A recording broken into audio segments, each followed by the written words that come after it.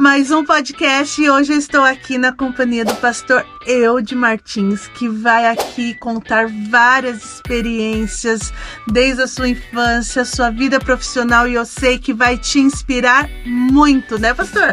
Sim, oi gente, assista a gente até o fim, hein? É isso aí, vem com a gente porque você vai amar.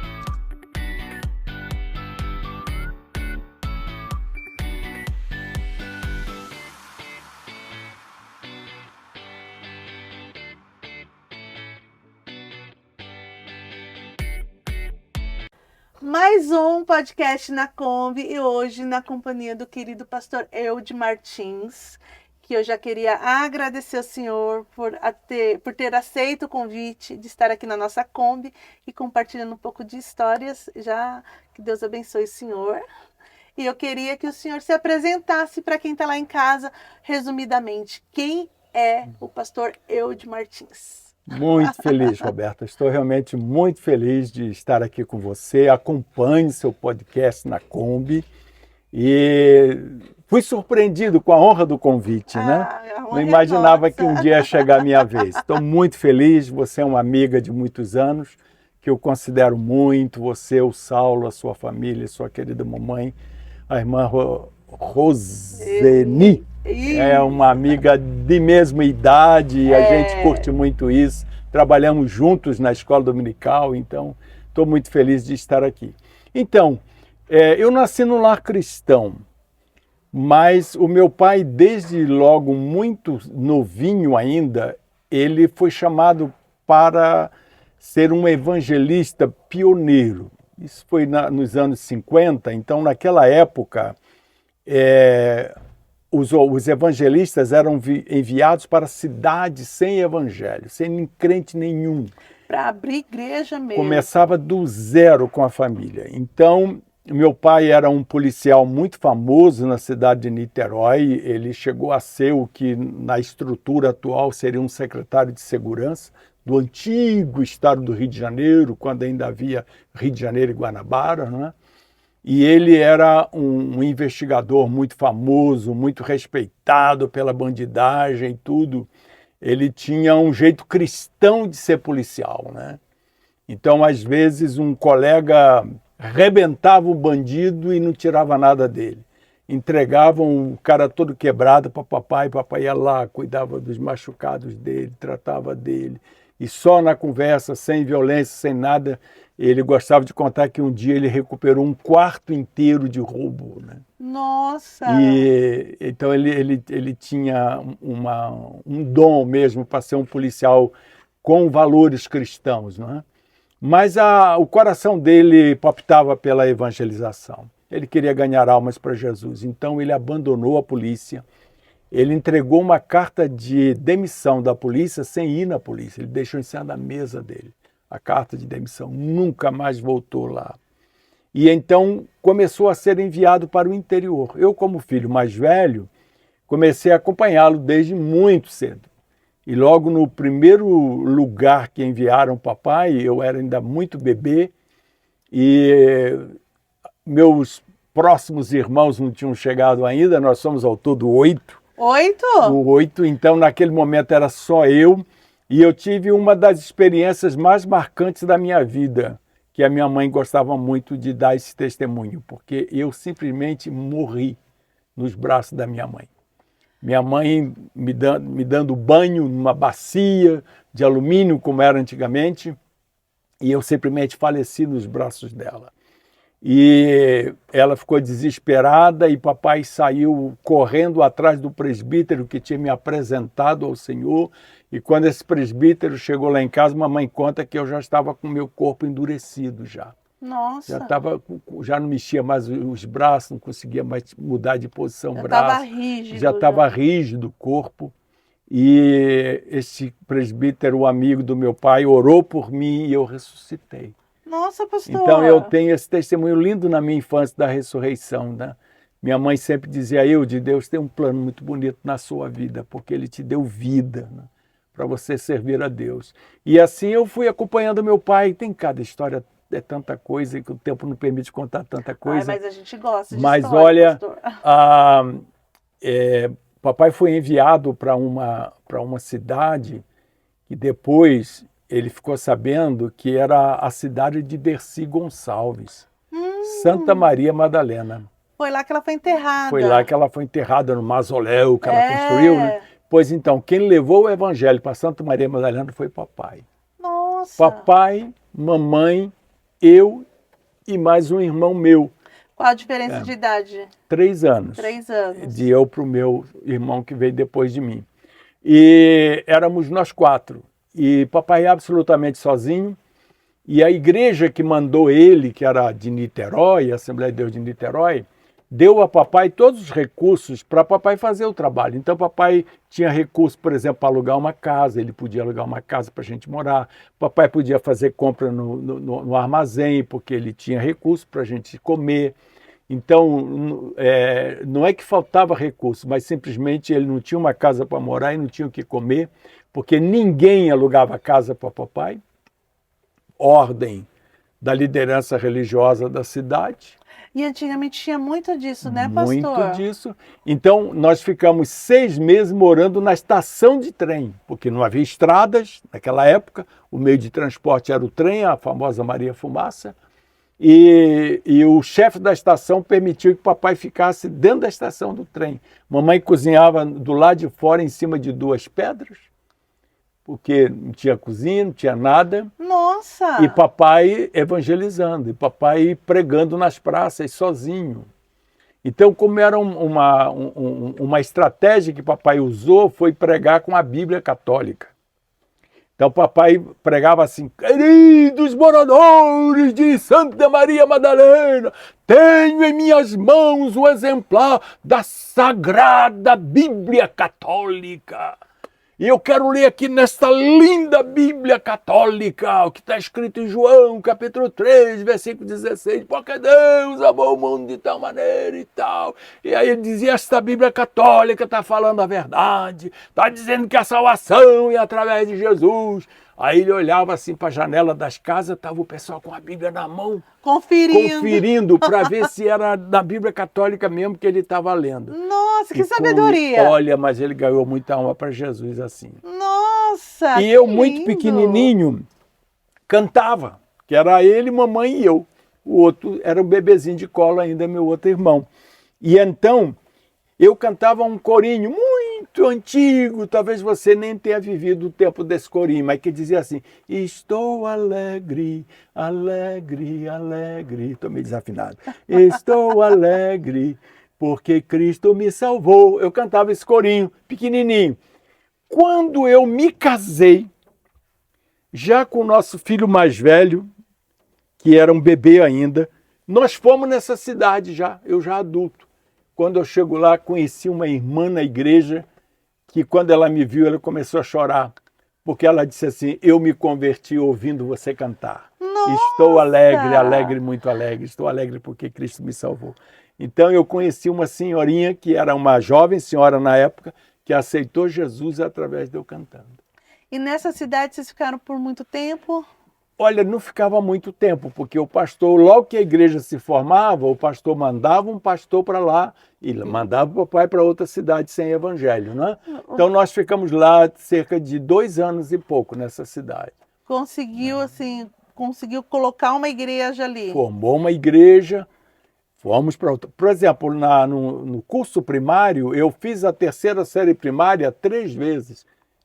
Repeti o ano 3 vezes, porque no meio do ano tiravam o papai e não se considerava criança na escola nem nada. Eu tinha que começar de novo na outra cidade, a 3ª série, porque eu não tinha terminado lá. E antes que eu terminasse, ia para outra cidade. Aí eu tinha que voltar para a 3ª série. Foi uma coisa muito interessante naquela época, né? Então, uma vez eu botei fogo na nossa casa, né? Como isso? Então, o papai morava numa casinha de sapê, que lá no Rio de Janeiro a gente chama de casa de pau a pique, aqui dá um outro nome, que era aquela parede que você fazia uma armação de bambu e enchia de barro. De barro, assim, né? nos meios. Nos meios, né? E nós morávamos numa casa dessa, com o telhado era sapê, né? E fogão de lenha, e um dia eu simplesmente peguei um gato, que que tinha lá em casa e peguei uma brasa no fogo. Ai, meu E Deus! botei fogo no rabo do gato. E o gato subiu pro telhado e Saiu pegou fogo na em casa. tudo. Pegou fogo em tudo. Ah, Jesus, levei umas boas correadas e ficou marcado na minha infância O isso, gato né? sobreviveu. O gato sobreviveu, apagou o fogo lá no telhado. O fogo que estava no rabo dele e foi para casa, né? Pastor Foi, então, Eude. muito. Assim, foi minha infância, sempre servindo ao Senhor, sempre ao lado do meu pai e da minha mãe. Que legal. E assim, o senhor foi crescendo quando, nessa vida, né, meio que itinerante, né? Porque tá aqui, tá lá. O senhor pensava em ser alguma profissão, alguma coisa que o senhor via, assim, falava assim, ah, eu quero ser o policial como seu pai tinha sido? Você não imagina o que eu queria ser. Eu queria ser datilógrafo. Nossa! O meu sonho era ter uma escola de datilografia. Que antigamente era tudo, era Era como se tudo. fosse uma escola de informática, Era né? tudo. E eu me tornei um grande datilógrafo. Pra você ter uma ideia, com 16 anos meu pai me mandou para a escola teológica. Isso foi em 1968. Numa época que fazer teologia na Assembleia de Deus era pecado. Então, meu pai já era pastor de uma igreja maior, já não era mais um evangelista itinerante, né, já pastoreava um ministério e simplesmente o ministério daquela igreja se negou a ajudar meu pai a pagar a escola para mim. Papai pagava do bolso dele, ganhando 3 salários mínimos, cheio de filho para sustentar. Nossa. Foi um sacrifício enorme. Quando eu saio da escola teológica, 2 anos depois, eu chego em casa no sábado, na segunda-feira eu comecei a trabalhar, porque meu pai já tinha arranjado um emprego para mim de office boy numa corretora de valores. E lá eu estou trabalhando de office boy num tempo da máquina de escrever. A secretária lá do dono da corretora de valores queria mandar uma espécie de uma mala direta, né? Uma cartinha pelo correio para os clientes, mas tudo datilografado, não tinha cópia. E ela descobriu qual era o datilógrafo. Aí me tirou da rua, me colocou do lado dela com a máquina de escrever elétrica. E eu fiquei lá. Era chique. Era chique demais. Até menino. apagava as letrinhas. Tinha a fitinha branquinha que apagava. Aí estou eu lá feliz da vida e os meus colegas, você é um otário, eu de você é um otário ganhando salário mínimo e trabalhando de secretária. Eu falei, Rio de Janeiro, um calor enorme, né? Eu disse, olha, vocês estão na rua enfrentando o sol, eu estou aqui no ar-condicionado, não é? Dali, o cara da contabilidade já me chamou, se eu queria trabalhar com ele na contabilidade, eu já fui para a contabilidade, acabei estudando contabilidade, me tornei um contador. E nisso eu chego aonde? Na Petrobras. Nossa! Fui trabalhar na Petros, que é a Fundação Petrobras de Seguridade Social. Eu me tornei o datilógrafo do balanço da Petrobras. Que chique! Era uma máquina de escrever que tinha um carro de 1,5 metro de largura. O papel era uma resma dessa de gráfica, que eu colocava aquilo ali. E eu não estava na Petrobras, eu estava na Fundação Petrobras, mas quem datilografava o balanço, que depois ia ser fotografado e resumido para entrar no relatório da Petrobras, era eu. Que pressão! Olha, não podia errar. Eu era. Não é que eu só fazia isso, era uma vez por ano, né? Eu fazia o balanço da Petrobras, você vê como eu me tornei um datilógrafo. E por que era tão grande a folha assim? Porque o balanço era enorme. Quantas colunas tinha um balanço? Imagina quantas colunas tem um balanço da Petrobras. Nossa! Hoje tem computador, hoje é tudo eletrônico, mas naquela época era tudo na mão. Meu Deus! Não é? Não tinha computador nem nada. Fico imaginando a quantidade de números, a quantidade... E as colunas, uma tinha que fechar com a outra. Uma coisa enorme. Depois isso era fotografado e resumido para ficar no tamanho da folha do relatório que saía. Nossa, que interessante! Muito bacana. E de lá, o senhor foi para onde? Então, menina, foi aí que Deus começou a mudar o destino da minha vida. Eu sou auxiliar de contabilidade na Petros e, de repente, o o diretor me chama na sala dele e disse assim, Eude, você está sabendo que o gerente de compras foi demitido por corrupção?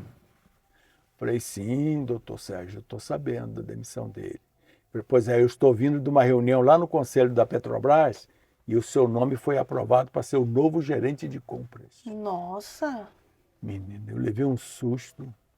Eu falei para ele assim, eu?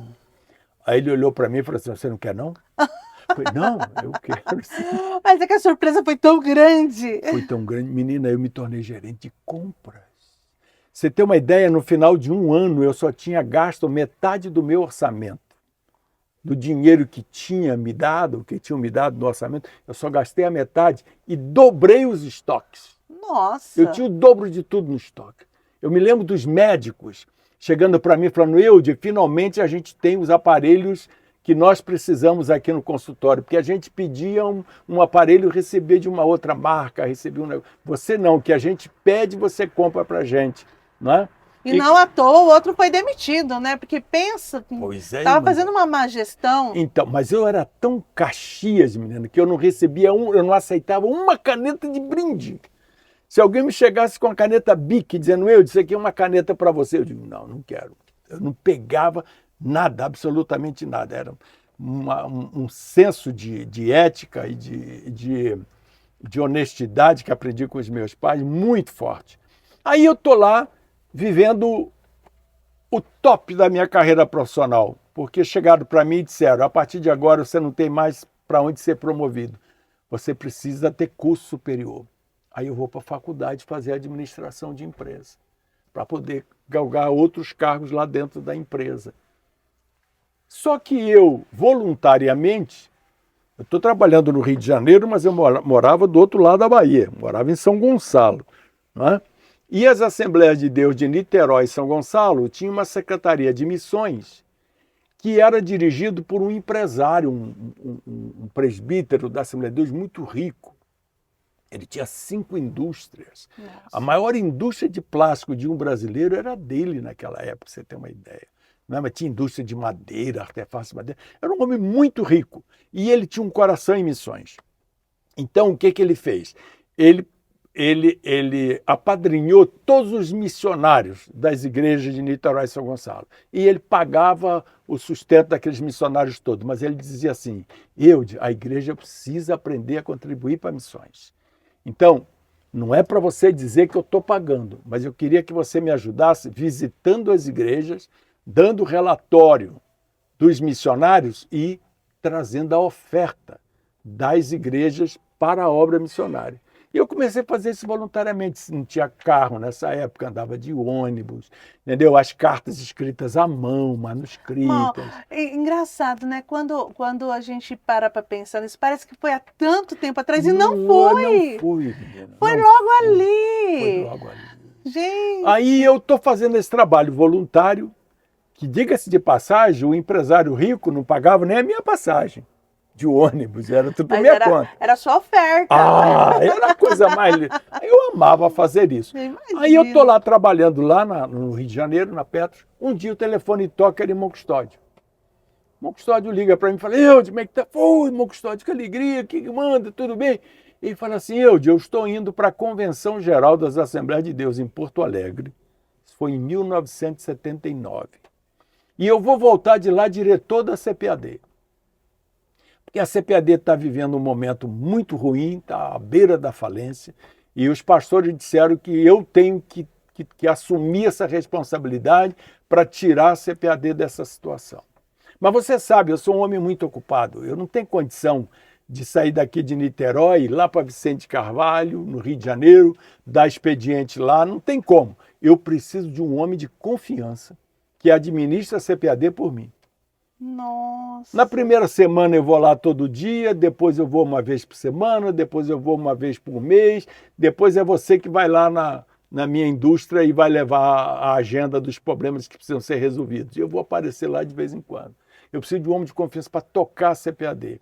Aí eu cheguei para ele assim, mas irmão Custódio, tem muita gente melhor do que eu. Mas era confiança, né? Entendeu? Aí eu comecei a citar nomes de pessoas que eu conhecia dentro da Assembleia de Deus, altamente gabaritados na área de gestão de empresas, né? Aí eu citei, meu custódio, tem fulano, tem Beltrano, tem ciclano, aí que são muito melhores que eu. Aí ele respondeu assim, é verdade, eles são melhores que você, muito melhor, muito, sabe muito mais que você. Falei, então, meu custódio, você não convida um deles para estar do seu lado? Aí ele falou assim, Eude, o problema é quando eu dobro o joelho. Olha só. Quando eu dobro o joelho, cara, só dá Eude. É Eude, você é o cara.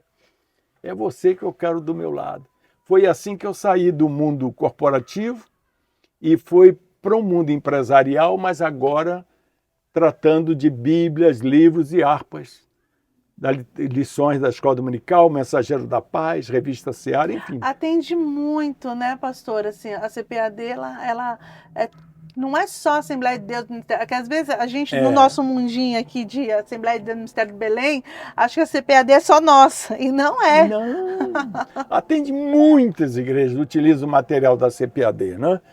E assim eu fui parar na CPAD em 1979 e tive uma das experiências mais lindas da minha vida trabalhando ali como diretor de administração da CPAD, que foi ver o Mensageiro da Paz chegar a 250 mil exemplares de tiragem, colocando 50 mil exemplares todo mês nas bancas de jornais, no Brasil inteiro.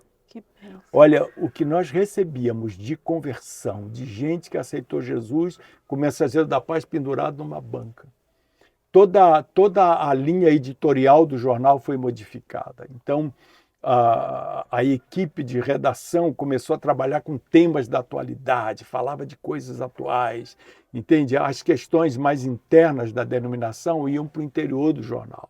A parte de capa era se houve um terremoto em algum lugar, e era matéria como os cristãos sobreviveram àquele terremoto. Houve uma enchente em Santa Catarina, aí um repórter nosso para lá, e fazer reportagem lá, as igrejas inundadas, os irmãos com as suas casas destruídas e tudo. Aquilo era uma reportagem e isso ia para a capa do jornal. Com isso, nós conseguimos falar com o público não crente, que é o que a gente queria, né? Era evangelizar, né? Então, era uma ponte, né? Olha, nós chegamos a vender 40 mil livros por mês de autor brasileiro. Não tinha um livro traduzido nessa época ainda. Nossa. Todos os nossos pastores, e vendia, menino. O povo comprava. Foi nessa época que foi lançado um novo plano de lições da Escola Dominical. Até esse momento só havia a revista de adultos, uma revista de jovens e uma revista de crianças. Eram 3 revistinhas só. Foi nessa época, sob a liderança do pastor Antônio Gilberto, da irmã Albertina Malafaia, que é a mamãe do pastor Silas Malafaia, não é, esposo do saudoso pastor Gilberto Malafaia, eles dois na liderança, mas tinha mais muita gente capaz trabalhando com eles, que foi lançado esse novo currículo da Escola Dominical, que hoje é uma benção em todas as nossas igrejas. Tem, né? vários, das crianças, acho que são 2 ou 3 idades diferentes, maternal. Tem até maternal, né? Tem até para novos convertidos. Exato. Hoje foram coisas novas que vieram depois. A fase de adolescente também tem os adolescentes, tem os juvenis. Tem os juvenis, exatamente. Ai, que benção. Então. E aí o senhor também encerrou-se um ciclo também na CPAD. Encerrei meu ciclo, foi muito interessante. Porque depois de 8 anos e meio trabalhando na CPAD, um dia eu chego em casa do trabalho e falo para a Gessi assim, meu bem, hoje foi meu último dia na CPAD. Gessi entra em parafuso, meu Deus, mandaram você embora. Aí ela lembrou da prestação do carro, que era um consórcio que eu estava pagando. Ela lembrou da televisão a cores que nós tínhamos comprado de 20 polegadas. Só vieram os boletos na cabeça. Como é que vai pagar a prestação da televisão e a escola das crianças e tal, aquela preocupação dela. Eu falei, calma, meu bem, eu não fui mandado embora, não. Mas você falou que esse é o último dia. É um sentimento. Mas amanhã eu vou trabalhar normalmente, fique tranquila. E no outro dia eu fui trabalhar. Fui para a CPAD muito leve, muito tranquilo, me sentindo muito bem. Quando eu chego na CPAD, na minha sala, que eu sento na minha cadeira, o telefone toca. Quando eu atendo o telefone, era o pastor Abraão de Almeida, ligando para mim dos Estados Unidos. Nessa altura do campeonato, Abraão, que quando nós chegamos na CPAD, ele era o diretor de publicações, ele agora sai do Brasil, vai para os Estados Unidos, porque ele tinha um filho autista, que naquela época não tinha recurso no Brasil para autismo. Então ele recebeu um convite para pastorear uma igreja lá nos Estados Unidos, e com isso ele foi para lá para poder cuidar do filho doente, né? E lá ele não se adaptou na igreja, porque era uma cidade muito fria, e ele e a esposa toda hora estavam escorregando na neve, caindo e se machucando. Misericórdia. E ele então desce do norte, onde ele estava, e vem para Miami trabalhar na Editora Vida. Na Editora Vida. Nesse momento, a Editora Vida ficava em Miami, era tudo feito lá. Tudo era centralizado lá. Então ele era um dos editores em língua portuguesa. A Editora Vida publicava bíblias e livros em português, espanhol, francês e italiano. Nossa. Era um braço missionário das Assembleias de Deus americanas. Então esses mesmos livros em espanhol, em cada país da América Latina, tinha um preço diferente, o mesmo livro, de acordo com o poder aquisitivo de cada nação. E um acabava subsidiando o outro. E isso era subsidiado por recursos da própria Secretaria de Missões da Assembleia dos Americanos. Então era uma visão missionária que tinha a Editora Vida nessa época. E aí o Abraão liga para mim, eu falo: Abraão, como é que tá, rapaz? Você tá bem? Que alegria te ouvir e tal. O que que manda você começar o dia com a ligação sua? Aí ele fala assim: eu estou ligando para você a pedido do irmão Bob Hoskins. Aí eu falei: Bob Hoskins? É o presidente da Editora Vida. Eu falei: presidente da Editora Vida? A gente tem livro da Editora Vida aqui na loja da CPAD. Mas não tinha a mínima ideia do que era Editora Vida. Aí ele diz assim: olha, o Bob Hoskins me chamou ontem na sala dele e disse o seguinte, que ele veio de uma reunião da Convenção das Assembleias de Deus nos Estados Unidos, em Springfield. E nessa reunião ele prestou um relatório da Editora Vida e ele disse nessa reunião que ele precisaria fechar a Editora Vida no Brasil. A Editora Vida no Brasil tinha 2 anos organizada aqui, mas vinha tudo dos Estados Unidos. E aí alguma coisa já era impressa aqui, mas vinha de lá tudo pronto. Aí, e ele está me contando que ele disse: olha, nós precisamos fechar a Editora Vida no Brasil, porque em 2 anos ela não cresce, tem 2 milhões de dólares de dívida, então não dá para continuar. E ele, então o Bob Hoskins me contando, ele disse que um cara lá da reunião falou para ele assim: Bob, tem um cara no Brasil que resolve o teu problema da Editora Vida. O nome dele é Eude. Nossa, lá do outro lado do mundo. Do outro lado do mundo. Eu nunca tinha ido nos Estados Unidos nem nada. Lá no centro do país, né, que Springfield está lá no centrão. Aí o Bob chega pro Abraão e fala assim: você conhece no Brasil algum Eude? Ele fala assim: sim, conheço, Eude é meu amigo. Nós trabalhamos juntos na CPAD. Até que com esse nome, pastor, não tem muita gente, não né? Tem muito naquela época, então, né? Eu até brincava naquela época: Eudes existem muitos, mas Eude só tem um. Mas depois apareceu a opção de Eude também. Aí Abraão chegou e falou assim: então, rapaz, eu estou ligando para você para saber se você não quer assumir a direção da Editora Vida no Brasil. A preocupação do Bob é não criar nenhum problema com a Assembleia de Deus no Brasil. Se existe uma maneira de você sair sem que crie qualquer problema aí e tal. Aí eu falei: não acredito. Que coisa. Mas o senhor se lembrou da sensação que o senhor tinha no dia anterior. No dia anterior. Incrível como Deus trabalha na vida da gente, né? Aí procurei meu pai, fui me aconselhar com meu pai, e meu pai falou: Eude, eu me lembro das suas orações. Está pensando que eu não via você lá no seu quarto orando, solteiro ainda, e você chorando e dizendo assim: Senhor, quero fazer grandes coisas para ti, Senhor, quero fazer grandes coisas. Olha aí, está surgindo a oportunidade de você fazer coisas ainda maiores.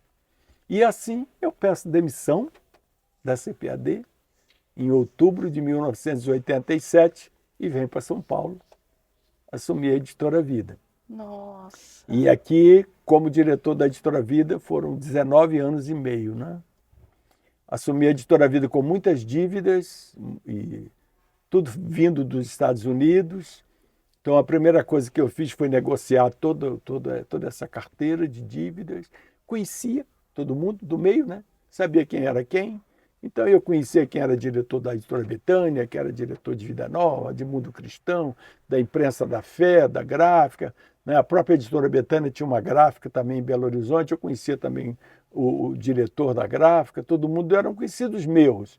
Então, eu fui em cada um e disse, olha, estou assumindo a direção da Editora Vida. Com todo respeito, pastor, ninguém falou, o senhor é maluco?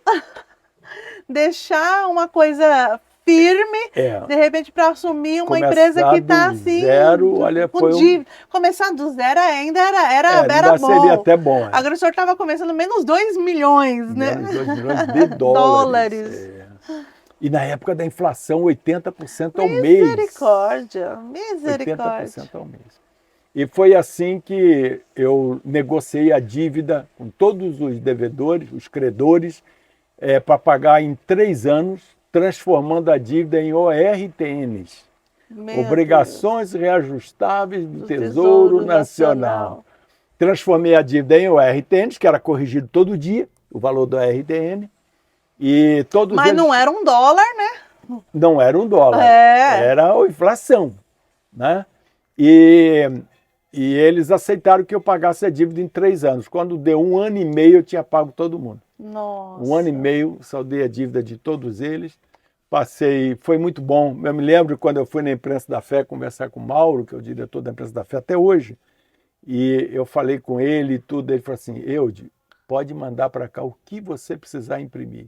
Se você tiver de livro lá para imprimir, eu imprimo para você e a gente depois se acerta. Você paga a hora que você puder, fique tranquilo, você não vai ficar sem livro, não. Então, eu passei a ter material, né, para poder faturar. Ganhou a confiança. Foi muito bonito mesmo. Todos eles me ajudaram muito. E assim eu fiquei até 2007 lá, quando a vida foi vendida. Né?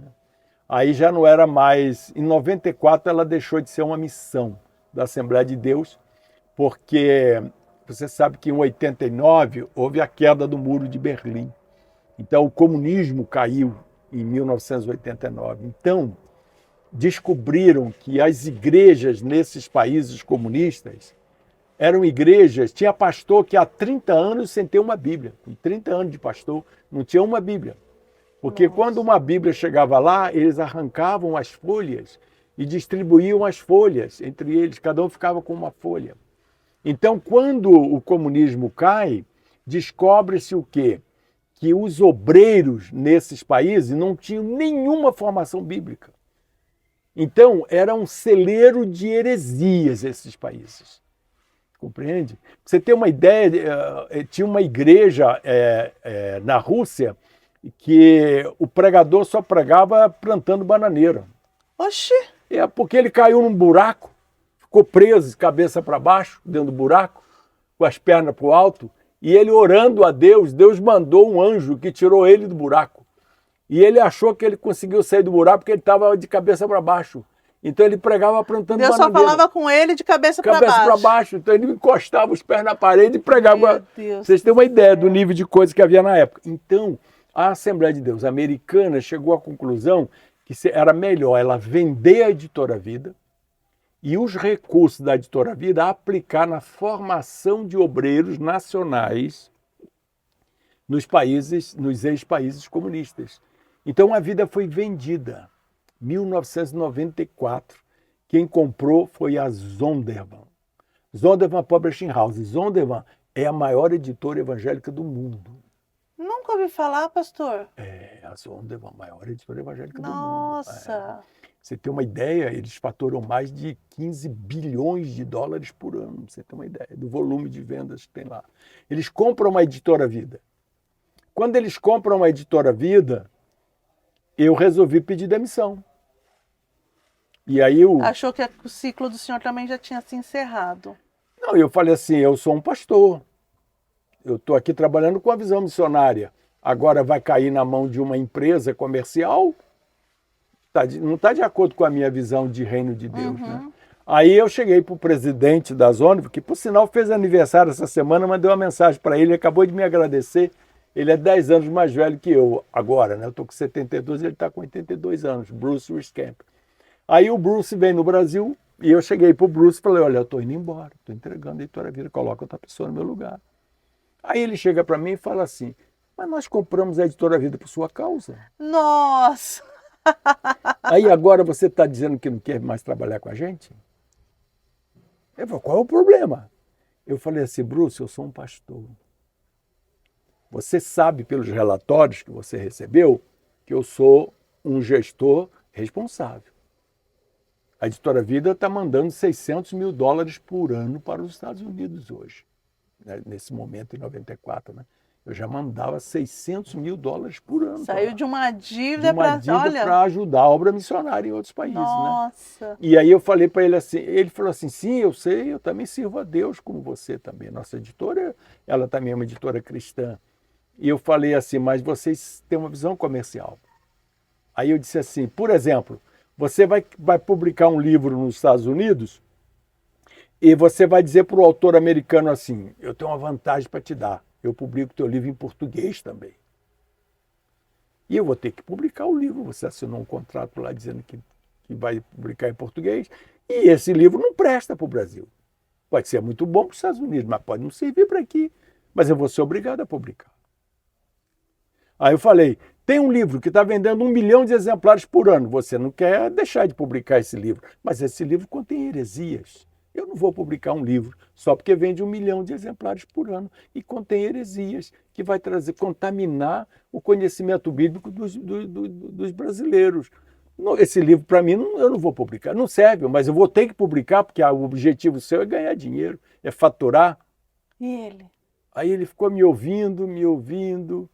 Aí eu falei assim, por outro lado, tem livros que não dá lucro nenhum, mas que a igreja precisa. Naquela época, era muito comum as igrejas terem um serviço de aconselhamento por telefone. E eu tinha um livrinho que orientava como organizar um departamento de aconselhamento por telefone na igreja. Esse livro eu vendia 200 exemplares por ano. Eram 200 igrejas, não é pouca coisa. Em termos de igrejas, né? Implantando esse sistema. Mas não ganhava absolutamente nada. O livro só me dava prejuízo, não é? E eu disse para ele, mas eu não paro de publicar esse livro porque a igreja precisa desse livro. Mas você vai dizer assim, não pode publicar esse livro porque esse livro dá prejuízo. Aí ele parou, ouviu, pensou, aí chegou para mim e falou assim, Eude, vê se você concorda comigo. Primeiro, eu não vou assinar contrato com nenhum autor americano dizendo que eu vou publicar o livro dele em português, sem primeiro mandar o livro dele para você, o texto do livro dele para você ver, e você disser para mim se esse livro você vai publicar ou não. Se você disser para mim assim, Bruce, esse livro não serve para o Brasil, eu vou dizer para o autor lá, olha, eu não posso te oferecer esse livro em português, posso te oferecer em espanhol, posso te oferecer em francês, mas em português não dá. Resolve esse problema? Resolve, né? Aí ele falou assim, não vou te obrigar a publicar nenhum best-seller só porque vende muito. Você não quer publicar? Não tem problema, eu respeito a sua decisão. Nossa! Também não vou reclamar que você publique um livro que dá prejuízo. Você quer publicar? Publica. Agora, você vai ter um compromisso comigo. O teu compromisso comigo é a bottom line. Né? Em inglês, em termos contábeis, quando você fala bottom line, você está falando da última linha do balanço. É a bottom line. A última linha do balanço é a linha que diz o seguinte, quanto você ganhou ou quanto você perdeu. No final do mês, deu lucro ou prejuízo? E ele disse assim, você vai assumir um compromisso comigo de gerar 5% de lucro na Editora Vida. Eu falei, 5%? Para o Brasil é pouco, né? A gente trabalha com lucro muito maior, né? Ele falou assim, 5%. Não vou me importar como foi que você chegou nesses 5%. O que aconteceu aqui em cima... O que publicou, o que deixou de publicar. Problema seu. Se na bottom line você está me oferecendo os 5%, está tudo bem. E o senhor aceitou? Aceitei. Porque, uma das coisas que ele falou para mim é o seguinte, os $600 mil que você manda para os Estados Unidos, esquece. Não precisa mandar mais dinheiro para os Estados Unidos. Fica tudo aqui. Tudo que você gerar de riqueza vai ficar no Brasil para você investir em novos projetos, em expansão da editora, em crescimento, porque você agora faz parte de uma corporação mundial. E o que nós queremos é que a corporação cresça. Nós não estamos querendo dinheiro do Brasil. Então, tudo que você gerar de riqueza fica no Brasil. Você vai aplicar no Brasil, publicando novos livros, publicando novas Bíblias, ampliando a editora, modernizando a editora. Pastor Eudo, a gente Foi uma experiência muito bonita, né? A gente pode, então, considerar que o Brasil, em termos literários, principalmente do aspecto cristão, só não está pior porque o Senhor está aqui. Porque se a gente for ver, quando a gente trata de assuntos bíblicos, a gente tem muitas dificuldades com relação a isso, né? Não é tudo que a gente entra numa livraria que a gente pode sair comprando. Então, Roberta, interessante que eu trabalhando numa editora americana, foi onde eu pude realizar um sonho meu de apoiar o talento nacional. Então, como eu trabalhava com a maior editora evangélica do mundo e eles abriam as portas lá nos Estados Unidos para mim em todas as áreas, eu tinha livre entrada em todos os departamentos, eu podia perguntar o que eu quisesse e eles me davam acesso a todo tipo de informação. Uma coisa que me incomodava é porque os livros traduzidos vendem e o livro do autor brasileiro não vende. Mas o senhor acha que isso é investimento na publicidade ou não? Não, ou é no conteúdo? Não é publicidade. Aí é que está. Então, o que acontece com o Brasil? O Brasil é assim, o autor brasileiro escreve um livro, vamos imaginar em termos de editora. Quando você faz por conta própria é outra coisa. Eu chego para Roberto e falo assim, Roberto, eu escrevi esse livro. O que você faz com esse meu livro? Você pega esse meu livro, manda para a gráfica, imprime e põe à venda. Não é isso que se faz? É desse jeito que as coisas acontecem no Brasil. Aí eu estou lá com os gringos lá que sabem das coisas, que estão dominando o mercado no mundo todo, e eu pergunto para eles assim, como é que vocês selecionam um bom escritor para vocês publicarem? Eles falam assim, pelo conteúdo. Não pelo escritor, mas pelo conteúdo, o que ele tem. E aí o que ele tem vocês publicam? Não, nós não publicamos. Se a gente acha que um pastor americano ou um líder americano tem conteúdo para oferecer para a igreja, a gente pega um editor profissional e colocamos do lado dele. Esse editor pega o material dele e examina, e se reúne com ele e diz, por exemplo, essa tua introdução aqui, prestando uma homenagem à sua mãe, você escreveu 1,5 páginas, só interessa para você, que é escritor. O povo que vai comprar teu livro não está interessado na homenagem que você quer fazer à sua mãe. Quer fazer uma homenagem à sua mãe? Escreve 2 linhas. A minha mãe querida, que eu desejo tudo, eu dedico essa obra. Ponto. 3 linhas no máximo. Apaga o resto. O resto não interessa para o leitor, vai só fazer o livro ficar mais caro. Você vai alcançar menos pessoas. Aí, olha, você começa o livro dizendo aonde você quer chegar. Você começa dizendo qual é o teu objetivo. Pronto. A pessoa vai parar por aí, não vai ler mais o livro. Exato. Você não pode dizer. Isso aqui você tem que guardar até o final do livro. Quando ele chegar no final, ele vai descobrir que esse é o teu objetivo. Essa é a grande lição que o livro tem para ensinar. Ele vai pegar os capítulos e vai dizer assim, você escreveu 10 capítulos no seu livro. Tem capítulo com 5 páginas, com 10 páginas, com 12 páginas, com 1 página. Você tem que colocar todos os capítulos com o mesmo número de páginas. Então, capítulo com 12 páginas, ou vamos cortar uma parte desse conteúdo, ou vamos dividir essas 12 páginas em 3 capítulos. Outra coisa importante, essa frase que você diz aqui merece um capítulo.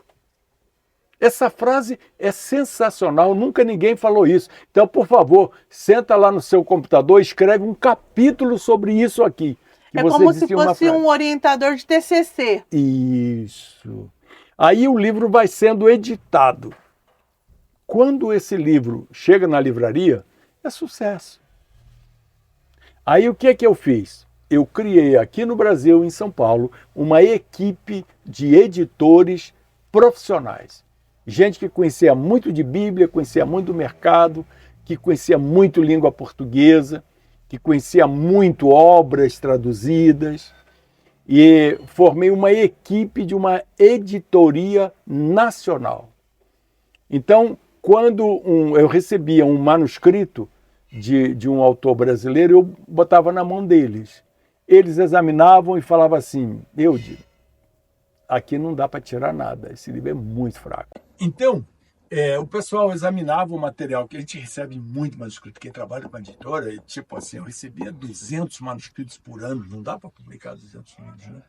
E então, essa minha equipe me ajudava, dizia assim: Eude, esse material é bom, esse aqui não é bom e tal. E o problema é que muitos desses materiais médios eram de amigos. E como é que vai falar que não vai publicar? Pois é. Tinha que ter uma visão profissional muito forte. E tinha quem ter colocar a culpa também, né? Tinha que ter em quem colocar. Só que eu não podia botar a culpa, senão eu ia perder minha equipe, né? Eu tinha que assumir a responsabilidade de recusar o material, né? Então eu, com muito carinho, dizia: fulano, você é meu amigo, eu tenho a maior consideração por você, mas infelizmente não dá para publicar o seu livro. Você quer uma sugestão? Publica por conta própria. Você prega muito, você é um grande pregador, você é um grande ensinador. Aonde você chegar, entregar uma mensagem, falar: eu tenho um livro, todo mundo vai comprar teu livro. Mas na editora, a pessoa vai comprar sem te conhecer. Então o livro tem que ser muito bom. O senhor perdeu amizades? Olha, eu não me lembro de ter perdido a amizade, mas eu acredito que deve ter gente triste comigo por aí, né? Não fique triste, reescreva um livro. Reescreva um livro, Então, quando isso acontecia, eu entregava o autor para esse editor e o editor então fazia esse trabalho que o pessoal faz nos Estados Unidos. Orientar, de ajudar. E agora? A tribulação, o cara não queria mexer no livro, não queria alterar o livro. Ai, mas dá muito trabalho. Publicar um livro de autor brasileiro... Não, é a mesma coisa que tá querendo que mude o nome do filho. Isso. É uma vaidade. É uma vaidade. Eu não quero tirar isso. Ele não se convencia de que aquilo não é importante, não é relevante. Compreendeu? Trabalho difícil de fazer, mas eu vou dizer uma coisa para você. Quando eu saí da Editora Vida em 2007, eu publicava todo mês 2 livros de autor brasileiro. E de qualidade. De qualidade. Eram 24 livros novos por ano, publicando Quando eu de for autor comprar brasileiro. um livro da Editora Vida, eu vou verificar se é da gestão do senhor. Eu compro de olho fechado. Muito, muito bacana. Depois, a questão da honestidade sempre foi um valor moral muito forte para mim, né? E aí, como a Editora Vida é uma editora pentecostal, mas ela se tornou muito nacional, muito grande, ela se tornou a maior editora de livros do Brasil, né? Não sei como ela está hoje, ela continua existindo, continua publicando boas obras e tudo, mas eu não sei em termos de participação no mercado como está. Mas eu cheguei a ser a maior editora de livros, não a maior editora como empresa. CPAD publica sua lição de escola dominical, são 6 milhões de revistas, né? Então é outra história. Aí, o que eu percebi? O pessoal começou a se queixar. Um pentecostal: eu te comprei esse livro achando que era um livro bom, o livro é calvinista, cara. Esse livro aqui é contra a doutrina pentecostal, e o cara é antipentecostal. O outro chegava assim: eu te comprei esse livro pensando que era uma coisa boa, o livro é pentecostal, rapaz, o livro só fala em dons espirituais, em língua estranha. Aí o que eu passei a fazer? Foi onde eu cresci muito. Eu passei a identificar na capa do livro a linha do autor. Então eu botava assim: fulano de tal, pastor da Assembleia de Deus. Fulano de tal, pastor presbiteriano. Fulano de tal, pastor luterano. Quem fosse consumir o livro ali já sabia por que caminho que ele ia andar. E eu, no comentário da 4ª capa, eu dizia qual era a proposta teológica do livro. Então ninguém era enganado. Eu me lembro que uma vez eu fui em Brasília, numa igreja, até na consagração de um autor meu a pastor. Quando ele foi consagrado pastor, eu fui lá, e aí esse pastor foi me conhecer nesse dia. E ele chegou para mim e falou assim: pastor Eude, aqui na minha igreja ninguém compra livro sem me perguntar primeiro. Ninguém compra. Pastor, estou pensando em comprar esse livro, o que o senhor acha? Aí eu vou recomendar ou não. Agora, todos eles sabem que da Editora Vida não precisa me perguntar. Pode comprar. E é a segurança, né? Antes todas as editoras tivessem esse selo de qualidade, Pastor Eude. Mas isso foi contagiando todo mundo, porque nós nos tornamos uma grande família. Uma coisa muito bonita. Nós criamos o que hoje se chama a ASEC, na época era a ABEC, que é a Associação Brasileira de Editores Cristãos, né? Que reúne todas as editoras cristãs, evangélicas, cristãs não, evangélicas, no Brasil. Hoje alguns saíram e tudo, mas no nosso tempo a gente conseguiu juntar todo mundo.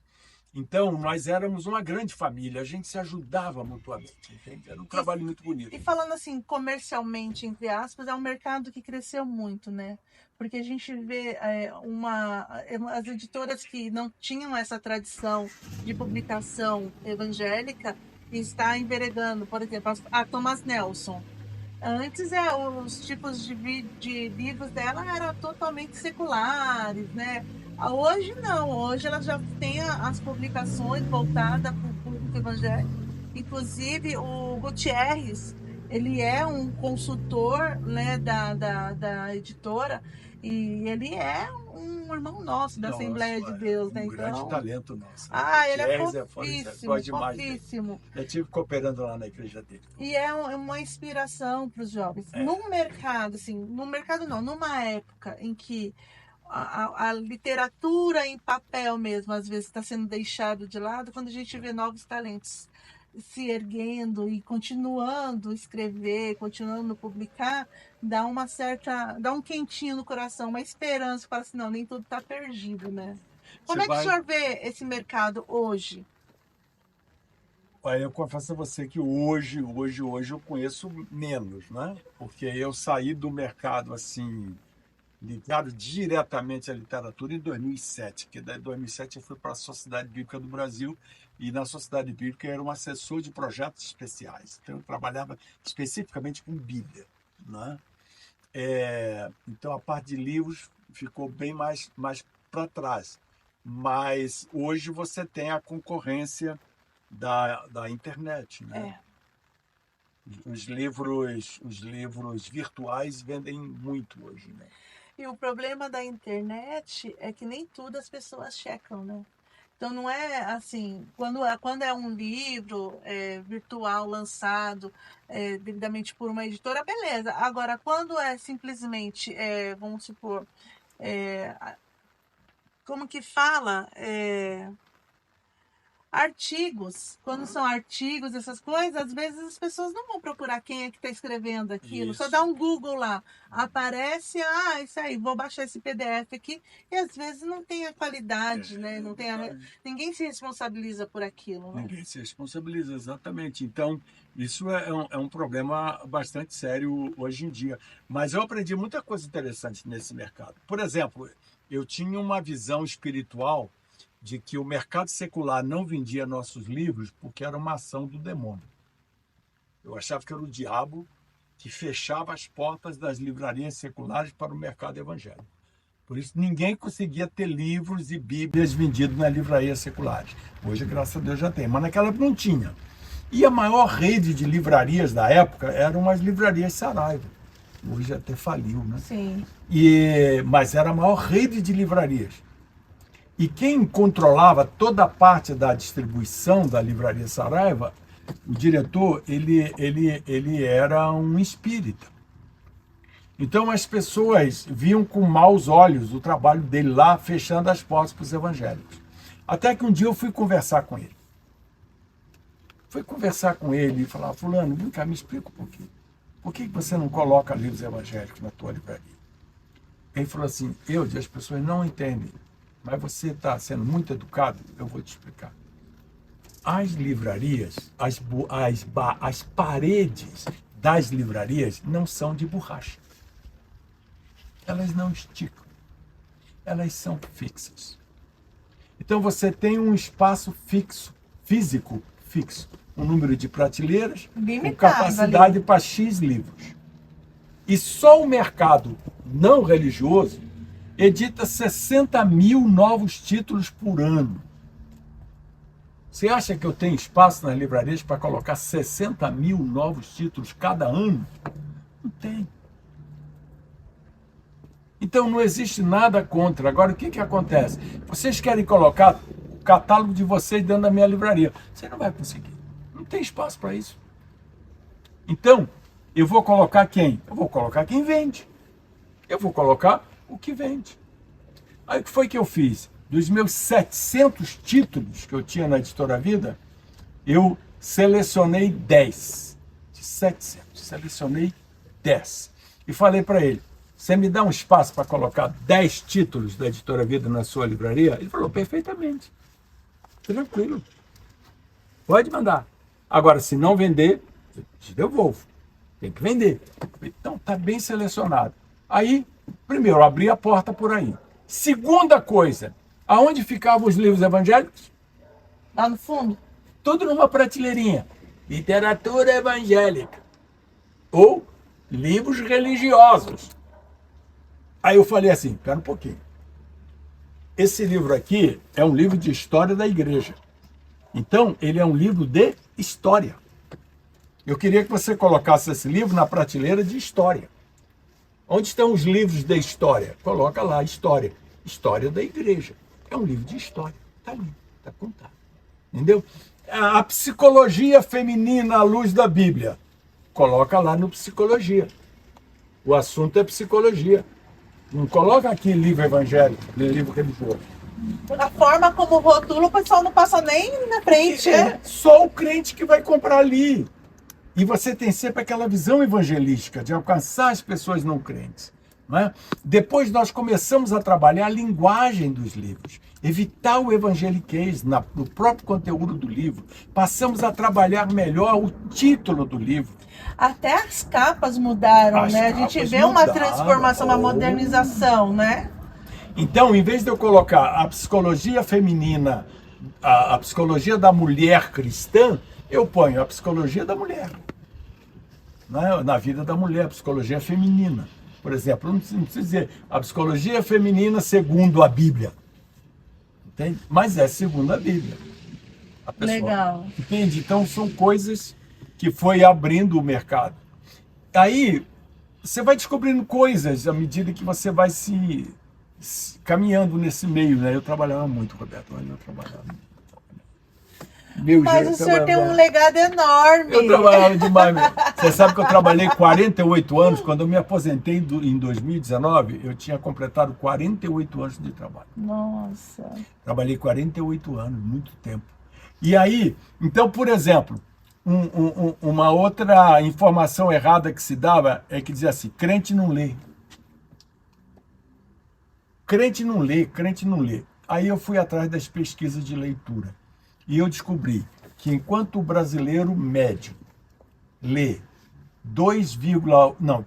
quantos brasileiros, em média, lê 2,8 livros por ano, o evangélico lê 6,9. Então ele está lendo. Mas ele está lendo o quê? Bíblia. É certo?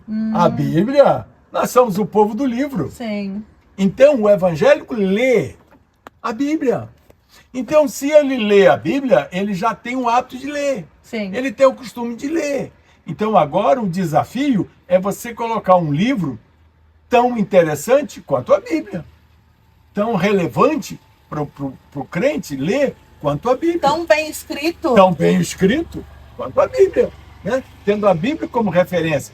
Essa ideia de que o crente lê pouco, é conversa. Eu estou com 223 pessoas lendo a Bíblia toda no setor 70, um setor pequeno, são 13 congregações.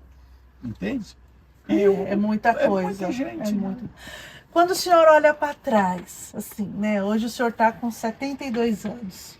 Né? Quando o senhor olha para trás, hoje o senhor deu um resumido, uma fagulhazinha do que foi, né? Toda essa vivência do senhor.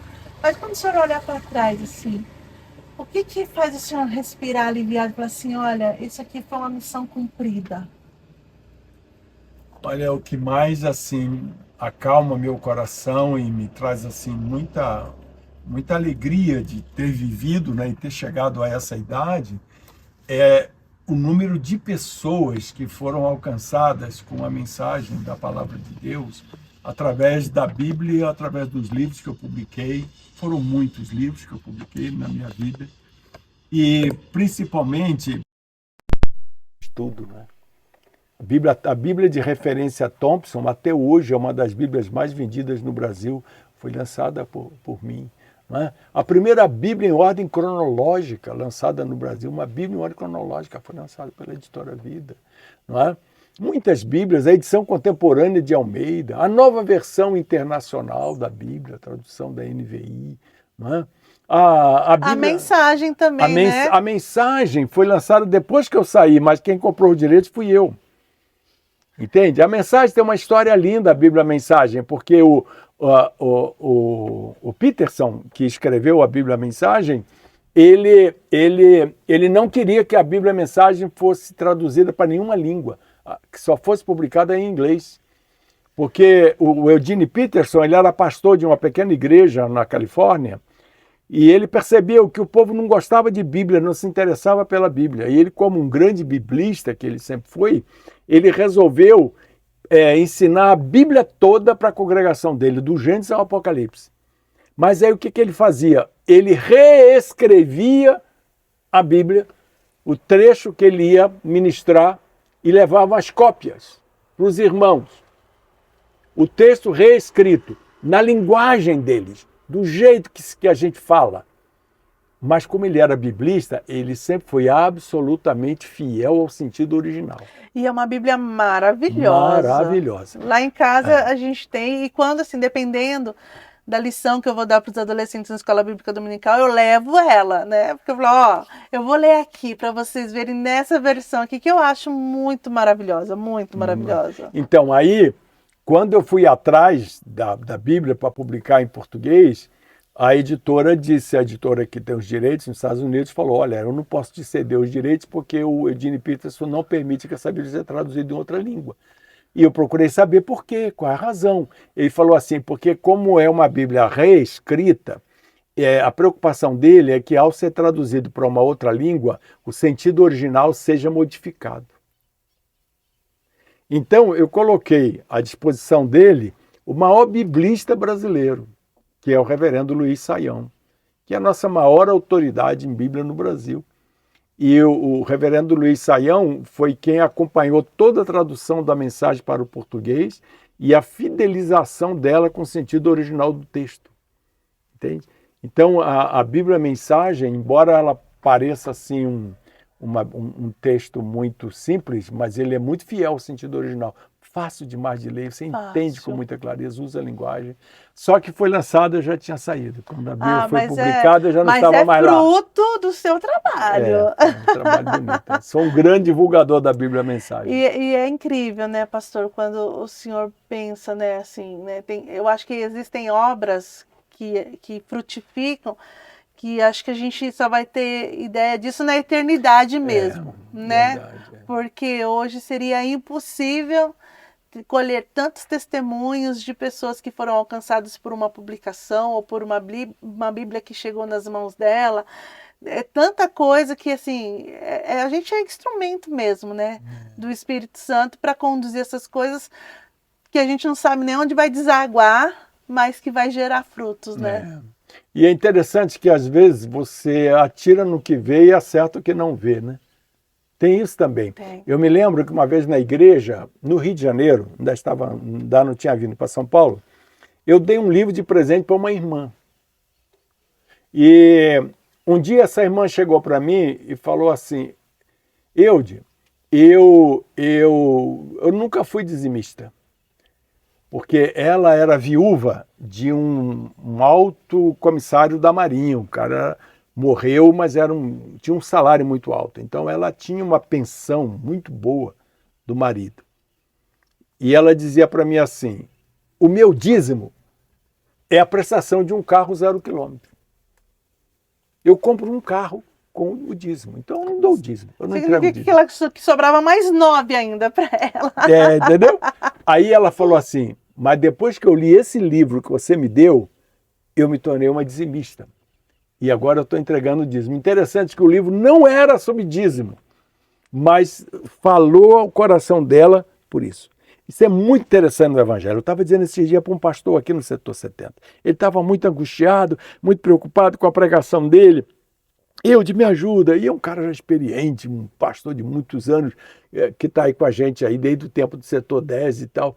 E eu fui e falei para ele assim, meu companheiro, fique tranquilo, porque quando a gente prega entre nós e a nossa audiência, tem um intérprete. É isso mesmo. Um intérprete. E esse intérprete, ele faz com que a tua mensagem chegue ao coração segundo a necessidade de cada um. Aí eu dei um testemunho para ele. Eu congreguei 23 anos ao lado do pastor José Wellington no Belém. Então, estava ali no Belém com ele, pregava muitos domingos. Ele me dava muitas oportunidades para pregar, junto com o pastor João Branco, e ele próprio, que sempre pregou muito ali e tal. Aí, um dia, ele me deu oportunidade para pregar num culto de domingo à noite. Eu preguei. Quando o culto terminou, eu fui para casa chorando. Muito triste. A cabeça explodia de tanta dor. E eu dizia assim para Gessi, meu Deus, que vergonha, que mensagem ruim que eu preguei. Meu Deus, como é que eu... Esse povo trabalha a semana toda, vem aqui domingo, a igreja lotada, 3.000 pessoas aqui, e eu entrego uma mensagem dessa. E, meu Deus, pastor Zé Wellington nunca mais vai me dar a oportunidade para pregar aqui no Belém e tal, e papapá. Passei a semana a ponto de dizer para Gessi assim, domingo que vem eu não vou na igreja. Porque eu achei que eu fui muito mal. Estava contando para esse amigo. Aí, no outro dia, estou lá no culto, meio envergonhado, meio sem jeito, mas estou lá, sentei lá no púlpito, meu lugarzinho, quietinho e tal. Quando o culto termina e eu vou saindo pelo meio da igreja, ouço uma moça me chamando, Pastor Eudes, Pastor Eudes. Eu vou, paro, dou atenção para aquela jovem chega até mim, sorrindo, muito feliz, e fala assim, Pastor Eudes, eu tenho um testemunho lindo para te dar. Domingo passado, eu vim para a igreja com o propósito de me suicidar. Nossa. Eu tinha decidido, é meu último culto, quando o culto terminar, eu vou para a estação do metrô, vou me jogar na frente do metrô, bem próximo, para o cara não dar tempo dele parar o trem. E eu vou morrer ali. E eu vim com esse propósito de me suicidar. Mas a sua mensagem me livrou da morte. Que lindo, pastor. Eu estou aqui hoje por causa da sua pregação. Então, esses mistérios de Deus, não é todo mundo que entende, que compreende. Entende? Como às vezes você fala uma coisa e a pessoa no final do culto vem falar contigo e diz assim, como a tua mensagem falou no meu coração, olha, eu aprendi isso e aquilo. Aí você fala assim, mas eu não falei sobre isso. Entende? Mas é a obra do Espírito Santo no coração das pessoas. Né? Isso é uma coisa que me dá coragem de enfrentar o púlpito, porque eu me considero um pregador medíocre. Entende? Eu gostaria de ser um pregador melhor. Eu não sou, mas como tinha um irmão lá na igreja, quando eu era criança, que o pessoal reclamava muito que ele era muito desafinado, e ele dizia assim, os corvos também louvam a Deus. Os corvos se até eles louvam a Deus. Então, eu vou cantar desafinado, mas eu vou cantar. Amém. Olha, então, pastor, Roberta, eu ficaria aqui mais 2 horas, 3 horas ouvindo, porque as suas experiências, ela nos edifica, né? Então eu falo nos edifica porque sou eu aqui e o pessoal de casa. Então eu quero muito agradecer ao senhor. Eu já quero pedir um bis, né? Vamos já pedir aqui um outro dia para a gente continuar, porque tem muita coisa ainda para a gente conversar. São muitos assuntos, família, igreja, tantas outras coisas. E eu quero aqui deixar um convite já aberto para a gente combinar, de repente, do senhor voltar aqui para a gente continuar, porque eu sei que a história de vida do senhor, com certeza, inspira outras tantas pessoas que estão assistindo, jovens, adolescentes, homens, mulheres, que às vezes falam assim, nossa, eu achava que o pastor Eudes, né, às vezes vê assim de longe e fala assim, não, gente, é uma humildade em pessoa, e eu queria agradecer muito, senhor, Muito feliz, Roberto. Eu Muito queria feliz de estar aqui que, com você. imagina, eu estou muito alegre. E eu queria que o senhor desse suas considerações finais para quem está lá em casa, já prometendo que vai voltar, né, pastor? Que bom, Roberta. Muito feliz de estar com você. Eu desejo que Deus realize todos os seus sonhos e que nós possamos também compreender os planos de Deus para a sua vida e que a gente possa se juntar a você, né, nos teus propósitos, nos teus sonhos, porque eu sei também que o teu coração está na obra de Deus, né? Você quer servir ao Senhor e eu vou ficar muito feliz se o povo de Deus aqui da região compreender isso e entender isso e estar ao seu lado na sua caminhada também. Amém. Como forma de agradecimento, vou deixar uma Meu Deus. pequena lembrança para o senhor. Meu Deus do céu. Olha só que coisa linda, gente. É a nossa canequinha. Para o senhor Ah. tomar um cafezinho do lado da Doce Gessi. Menina, é verdade. Você não sabe o que aconteceu. Eu tenho uma caneca preferida. Ah, é? Não quebrou a alça. Agora já tem uma E eu outra. ganhei uma outra. Chegou na hora certa. Muito obrigado. Que Deus te Muito lindo abençoe. mesmo. Muito bonito. E vamos ficando por aqui. Você que está aí em casa, não se esqueça de curtir, né, as nossas redes sociais, compartilhar. Nós vamos também deixar os contatos do pastor Eudes, se quiser chamar, se quiser convidar para pregar, se quiser convidar para um café, né, pastor? Eu sei que vai ser de grande valia para a sua vida, tá bom? Ó, um beijo e fiquem com Deus.